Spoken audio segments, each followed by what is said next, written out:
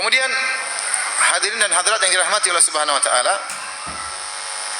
di antara hal yang bisa memunculkan keamanan ketentraman negara, kita harus berpegang teguh dengan manhajus salaf.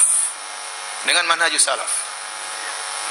Terutama dalam masalah bermuamalah terhadap pemerintah.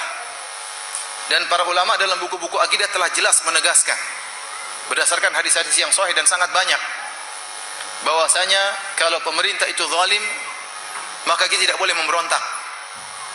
Kita bersabar menghadapi mereka, berusaha mengadakan perbaikan, tapi tidak boleh mengadakan apa? Pemberontakan. Tetap kita taat kepada mereka pada perkara-perkara yang ma'ruf.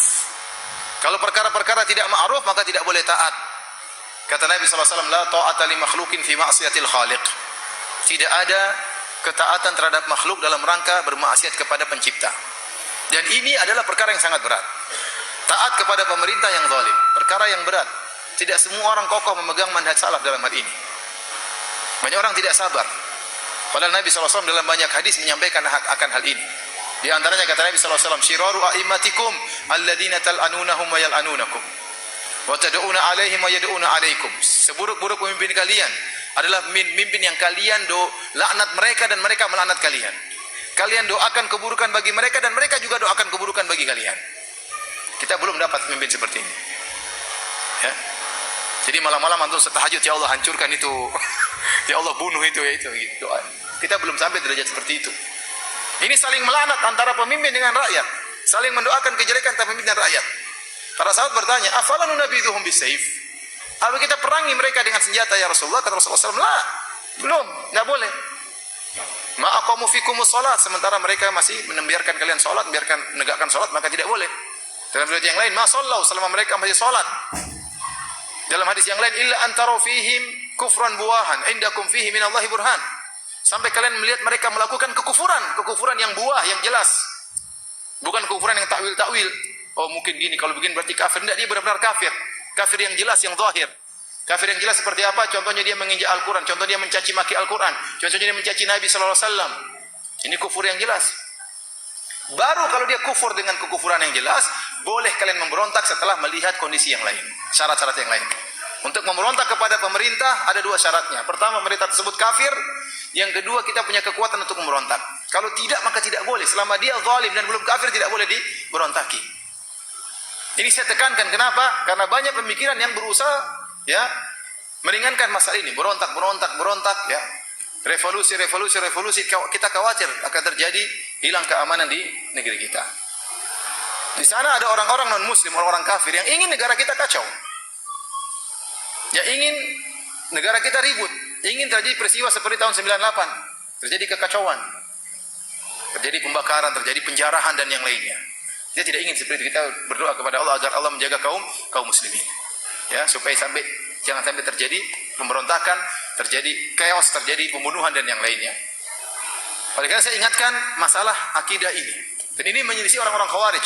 Antum baca buku-buku dalam buku-buku namanya Kutubul Maqalat, yaitu buku-buku yang menjelaskan tentang akidah firqah-firqah. Seperti buku Maqalatul Islamiyyin karangan Abu Hasan Al-Asy'ari, seperti buku Al-Farqu Bainal Firaq karangan Abdul Qahir Al-Baghdadi, seperti buku Al-Milal wa Nihal karangan Asy-Syahristani, seperti buku Al-Fisal fil Milal wa Nihal wal Ahwa karangan Ibnu Hazm. Semuanya sepakat menyebutkan di antara akidah Khawarij adalah memberontak terhadap pemimpin yang zalim. Di antara akidah Khawarij adalah memberontak kepada pemerintah yang apa? Yang zalim. Ini yang membedakan kita dengan mereka. Ya. Bukan berarti ada orang mereka yang berontak dia Khawarij, kan tidak. Tetapi itu ada pemikiran Khawarij seperti itu. Ada pemikiran Khawarij. Baik, akan ada syubhat-syubhat yang melegalkan pemberontakan. Seperti mereka mengatakan, Ustaz, pemerintah kita tidak sah, bukan pemerintah Islam. Karena dipilih melalui demokrasi, dan demokrasi tidak Islami. Lantas kenapa kita taat kepada dia? Ya. Antum bayangkan kalau pemerintah tidak ditaati, gimana kondisi Indonesia kira-kira? Nggak mungkin negara itu jalan kecuali pemerintah ditaati. Tentu pada perkara-perkara yang ma'ruf. Kalau semua orang Islam berkeyakinan pemerintah tidak ada nilainya, tidak perlu ditaati, bagaimana kondisi negara? Pasti kacau. Ada lampu merah nggak ditaati ya, kalau nggak juga nggak apa-apa. Apa-apa tidak ditaati. Ada urusan ini, urusan itu nggak usah ditaati, nggak apa-apa. Nggak bisa jalan negara kalau begitu caranya. nggak bisa jalan negara. Ya. Oleh karenanya para hadirin dan hadirat yang rahmati Allah Subhanahu wa taala, kita katakan pemerintah kalau dia sudah berkuasa dengan cara apapun, meskipun dengan cara yang tidak islami, tetap dianggap pemerintah. Karena disebut dengan ulul amri. Ati Allah, ati Rasulullah, ulul amri minkum. Taatlah kepada Allah, taatlah kepada Rasulullah dan ulul amri yang mengatur urusan kalian. Siapa tuh ulul amri? Yaitu mengatur urusan kaum muslimin, yang ngatur hajinya, yang ngatur kalau ada peperangan, yang ngatur masalah macam-macam ya, masalah pernikahan itu namanya pengatur urusan. Maka tidak benar seperti kelompok-kelompok kecil seperti Islam Jamaah, Islam ini, Islam anu, itu mereka bukan ulul amri karena enggak ngatur urusan kita. Paham? Yang ulul amri itu yang pemegang kekuasaan, yang menentukan kebijakan, itu ulul amri. Meskipun mereka meraih kepemimpinan tersebut tidak dengan yang syar'i. Oleh karenanya para ulama menyebutkan di antara bentuk pemerintahan yang syar'i di antaranya seperti penunjukan. Semua sepakat mengangkat seorang jadi pemimpin, seperti waktu Rasulullah SAW meninggal, para sahabat mengangkat Abu Bakar dengan aklamasi, dengan kesepakatan. Ya, atau kemudian dengan ditunjuk kepada sesudahnya, seperti Abu Bakar menunjuk siapa? Umar. Atau kemudian Umar memilih beberapa orang, 6 orang, kemudian salah satunya di antara mereka musyawarah siapa di antaranya. Dan ada cara yang tidak syar'i. Cara tidak syar'i seperti taghallub dengan kudeta. Kudeta itu bukan cara yang syar'i. Tetapi para ulama sepakat, seandainya seorang berkudeta kemudian akhirnya menguasai, menjatuhkan pemimpin yang sebelumnya dan dia salah dalam hal ini, tatkala dia sudah memegang pemerintahan maka harus ditaati. Kenapa? Demi kemaslahatan. Demi kemaslahatan. Kalau kita bolehkan memberontak lagi sebagaimana dia dulu memberontak, maka akan terus bertumpah darah. Akan terus bertumpah darah. Kita lihat ada beberapa negara yang direbut paksa oleh pangeran setelahnya misalnya. Ya. Seandainya kalau kita mengatakan harus memberontak lagi, akhirnya gimana? Bagaimana mau jalan suatu negara? Jadi maksud saya, selama penguasa sudah jadi penguasa dengan cara apapun dan dia memegang kekuasaan, apakah dengan cara syar'i atau maupun cara tidak syar'i, tetap dia pemimpin. Tetap dia pemimpin. Maka menurut kita mempelajari masalah maslahat, ya kita tahu namanya maslahat suatu negara yaitu pemimpinnya ditaati. Adapun kalau tidak ditaati ya tidak akan jalan kemaslahatan, dan Islam dibangun di atas menimbang antara maslahat dan apa? Mudarat. Ya. Saya ulangi, di antara akidah Ahlussunnah wal Jamaah tidak boleh memberontak kepada pemerintah selama dia belum apa? Kafir. Nabi yang suruh kita sholat, Nabi yang suruh kita puasa, Nabi yang suruh kita sedekah, Nabi yang suruh kita haji, Nabi yang suruh kita sabar.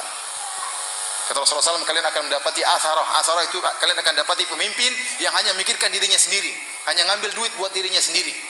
Kata Nabi SAW, fasbiru, bersabarlah kalian. Hatta talqauni alal haud, sampai kalian bertemu dengan aku di telagaku. Suruh sabar.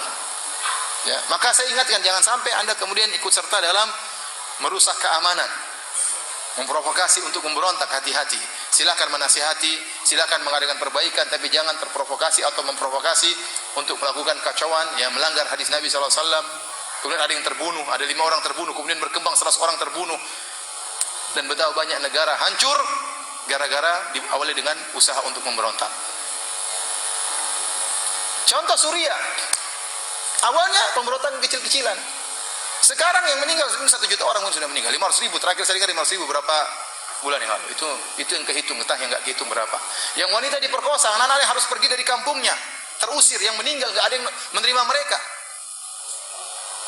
Pemerintahnya zalim ya, dulu zalim. Makanya para ulama kibar di Saudi waktu ditanya, apakah memberontak kepada Bashar Assad, tidak ada ulama kibar yang mengatakan boleh. Padahal dia kafir. Dia bukan Islam. Ya. Tetapi kenapa syarat kedua tidak terpenuhi? Tidak punya kemampuan. Syarat pertama sudah, dia bukan Islam. Baik. Syarat kedua harus ada kemampuan. Mereka tidak punya kemampuan. Tidak ada ulama besar yang memfatwakan. Jawabannya semuanya suruh sabar. Sementara ulama-ulama muda, dai-dai muda semangat, suruh berontak, suruh marah. Ya. Kemudian tiba-tiba 500 ribu menghilang. Kota hancur, semuanya hancur. Ya. Ulama-ulama yang tadinya kecil-kecil, yang muda-muda mengatakan semangat, tapi sekarang terdiam. Anak kecil terbunuh, wanita diperkosa, gara-gara fatwa mereka. Asal ngomong. Coba kalau ada orang datang sama saya, misalnya saya ulama besar, Firanda, ini kita akan melakukan pemberontakan, tapi kemungkinan akan mati 500 ribu orang. Kira-kira jawaban saya apa? Nekat? Saya berani berbicara tentang darah kaum muslimin terbunuh begitu banyak, kemudian saya diam-diam aja di rumah, senang-senang dengan istri saya? Ya akhi, Nabi Musa alaihissalam tidak disuruh melawan Fir'aun. Nabi Musa disuruh kabur oleh Allah Subhanahu wa taala. Ente suruh orang-orang miskin yang tidak punya apa-apa, kemudian suruh lawan tank, suruh lawan. Saudi saja sekarang sudah berusaha masuk untuk mengatasi, belum bisa teratasi. Negara hancur begitu saja. Darah kaum muslimin tertumpah. Ashabul Kahfi, mereka berdakwah. Tatkala mereka takut dibunuh, mereka kabur sembunyi di goa Al-Kahfi. Allah tidak suruh mereka untuk memberontak, tidak mampu. Ya. Nabi Isa alaihissalam diutus di zaman kekuasaan Romawi, tidak disuruh memberontak Romawi oleh Allah Subhanahu wa taala. La yukallifullahu nafsan illa wusaha. Tidak luar, Allah tidak membebani luar kemampuan seorang hamba. Maka jangan maksud kita jangan sampai Anda mudah terprovokasi kemudian mengompori orang-orang sehingga kemudian terjadi pemberontakan, kemudian tiba-tiba banyak yang mati, banyak yang meninggal, ya. Hati-hati. Kalau ada masalah-masalah seperti ini, kembalikan kepada ahlul ilm, ya. Hati-hati. Maksud saya, berpegang teguhlah kepada manhajus salaf, para ulama yang berfatwa berdasarkan hadis-hadis Nabi sallallahu alaihi wasallam, ya, mereka lebih paham tentang masalah-masalah seperti ini, ya.